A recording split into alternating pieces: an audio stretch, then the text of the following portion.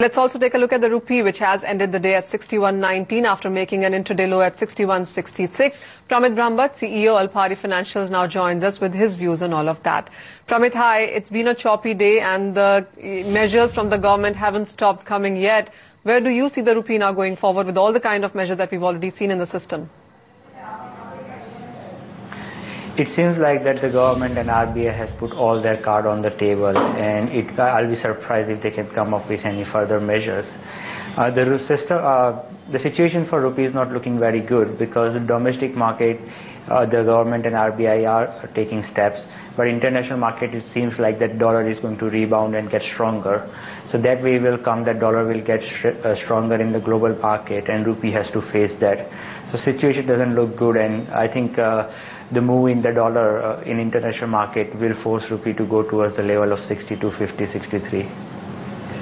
Pramit, whatever the Indian government is doing, would you say it's too less, or is it too late, or is it the situation gotten out of hand, or is it not the domestic problem really? It's all of that, I would say that. It definitely is a domestic problem because our current account is one of the biggest concern, and it became too late after when it breached 58 and the statement came from RBI that they are not looking to intervene and they think this is a natural depreciation. Since then, rupee has never gone back to the 58 level. And also the too less, not because they don't want to interfere, but because they don't have enough resources. So overall, it seems that it's a combination of all that. They are in a situation where they are running out of the options. Pramit, you mentioned about 62 as a level coming in sooner than markets are expecting it, but what kind of further steps do you anticipate government as well taking? Because they still are looking at import curbs and they still are talking about those quasi-sovereign bonds or other NRE bonds as well. I think the sovereign bond and NRE bond are one of the options they should think about because that will bring the long-time flows in.